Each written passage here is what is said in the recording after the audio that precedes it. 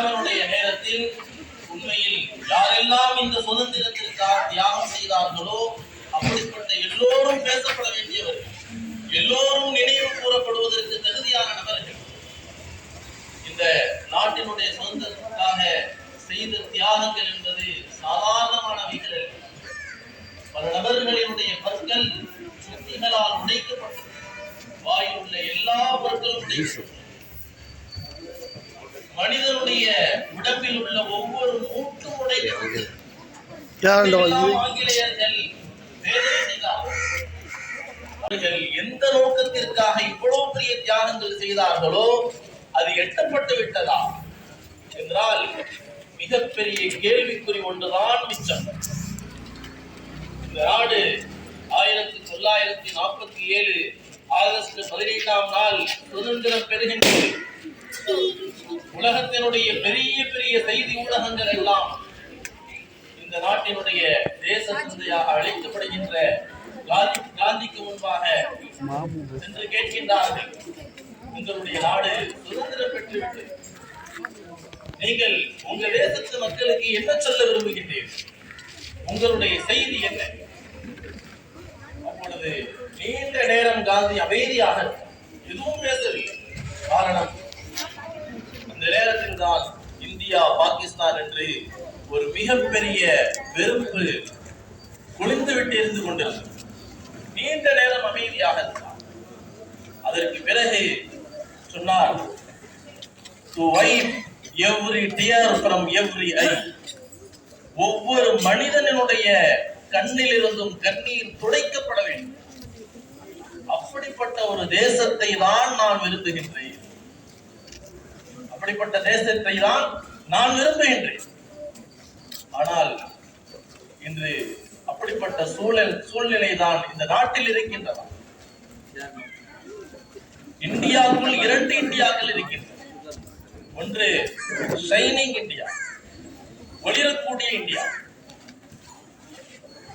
இந்த உலகத்தினுடைய பெரும் செல்வந்தர்களினுடைய பட்டியல் எடுத்தால் அதில் முதல் வரிசையில் எத்தனையோ இந்தியர்கள் இடம்பெற்றிருக்கின்றார்கள். முதல் 10 நபர்களில் இடம்பெற்றவர்கள் எத்தனையோ பேர் இருக்கின்றார்கள். ஆனால் இதே நாட்டில் தான் இன்னொரு முகம் இருக்கின்றது. இந்த இந்தியாவிற்கு டார்க் இந்தியா, இருண்ட இந்தியா.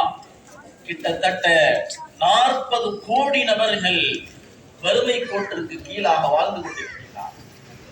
வறுமை கோட்டிற்கு கீழ் என்றால் ஒரு நாளைக்கு 2 வேளை உணவு கூட கிடைக்காது. ஒரு நாள் காலை விடுத்து விட்டால் இந்த நாளை நாம் எவ்வாறு கழிக்கப் போகின்றோம் என்று கண்ணீர் விடக்கூடிய 40 கோடி நபர்கள் இருக்கின்றார். இதே இந்தியாவில் தான் இருக்கின்றார். எனவே இந்த நாடு சுதந்திரம் பெறுவதற்காக எப்படிப்பட்ட தியாகங்களை செய்ததோ அந்த தியாகங்களினுடைய நோக்கங்கள் இன்னும் நிறைவேறப்படவில்லை என்பதுதான் உண்மை. முஸ்லிம்களினுடைய தியாகங்கள் என்பது உண்மையிலே நினைவு கூறப்பட வேண்டியவை.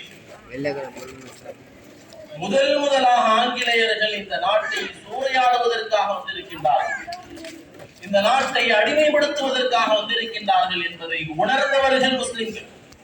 எங்கள் நாடு என்று சொல்லக்கூடிய துணிவு ஹஜ்ரத் திப்பு சுல்தான் ரஹ்மத்துல்லாஹி அலைஹி அவர்கள் இறந்த பிறகுதான் வந்தது என்றால் எவ்வளவு பெரிய இடத்தை ஆங்கிலேயர்களினுடைய உள்ளத்தில் பிடித்திருப்பார்கள் என்பதை நாம் யோசித்து பார்க்க வேண்டும். அதே வழியில் வந்தவர்கள் தான், அதே பாட்டையில் வந்தவர்கள் தான் தேவபந்தினுடைய உலமாக்கள். சிப்பாய் கலகம் என்று சொல்கின்றார்களே, இதற்கு மிக முக்கிய காரணமாக இருந்தவர்கள் முஸ்லிம்கள். ஒத்துழையாமை இயக்கம், இதை துவக்கி வைத்தவர்கள் ஷேகுல் ஹிந்த் மஹ்மூத் ரஹ்மத்துல்லாஹி அலைஹி அவர்கள். இது போன்று எத்தனையோ செய்திகளை நாம் சொல்லிக்கொண்டே போகலாம். தேவபந்தினுடைய முதல் மாணவர் ஷேகுல் ஹிந்த் மஹ்மூதுல் ஹசன் ரஹ்மத்துல்லாஹி அலைஹி அவர்கள் மதீனாவில் வைத்து ஆங்கிலேயர்களால் கைது செய்யப்பட்டார்கள். மதீனாவில் வைத்து பிறகு அந்தமானினுடைய மால்டா சிறைக்கு கொண்டு வரப்பட்டார்கள். அங்கு 2 ஆண்டுகளுக்கு மேலாக சிறைவாசத்தை அனுபவித்த பிறகு ஒரு மிகப்பெரிய சுதந்திர போராட்ட வீரர் சிறையில் இருந்து வெளியே வருகின்றார். நாடே அவர்களை வரவேற்பதற்காக தயாராக இருக்கின்றது. அந்த வரவேற்பதற்காக வந்த நபர்களில் ஒருவர்தான் மகாத்மா காந்தி அவர். ஒரு பார்வையாளராக, ஒரு மிகப்பெரிய சுதந்திர போராட்ட வீரரை பார்வையாளராக கலந்து கொண்ட ஒரு நபர் தான் மகாத்மா காந்தி அவர்கள். அவ்வளவு பெரிய மிகப்பெரிய போராட்ட வீரர். அவர்களினுடைய ஜனாதாவை குளிப்பாட்டக்கூடிய நேரத்தில் அவர்களினுடைய துடையில் நாங்கள் மிகப்பெரிய பங்காற்றி இருக்கின்றோம். சாதாரண பங்களிப்புகள் அல்ல. ஆனால் இன்று மத்தியில் இருக்கக்கூடிய ஒன்றிய அரசு தொடர்ச்சியாக முஸ்லிம்களை, சிறுபான்மை இனத்தவர்களை வஞ்சிக்கக்கூடிய சட்டங்களை ஏற்றிக்கொண்டே இருக்கின்றார்.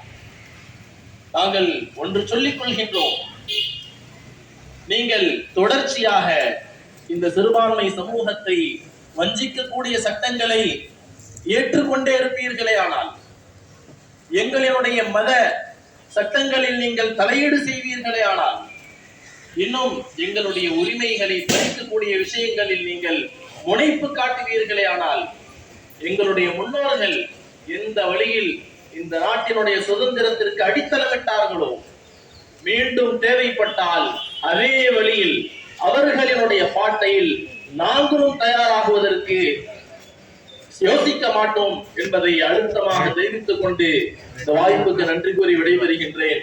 அஸ்ஸலாமு அலைக்கும் வரஹ்மத்துல்லாஹி வபரகாத்துஹு.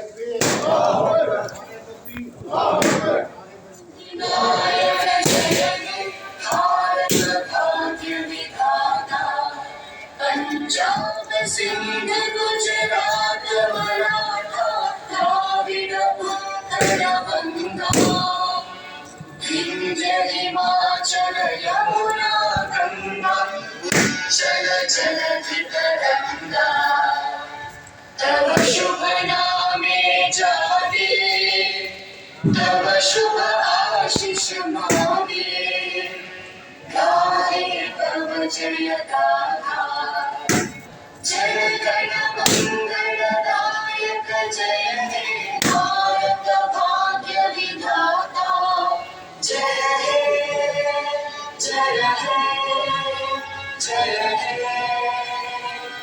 जय जय जय जय हे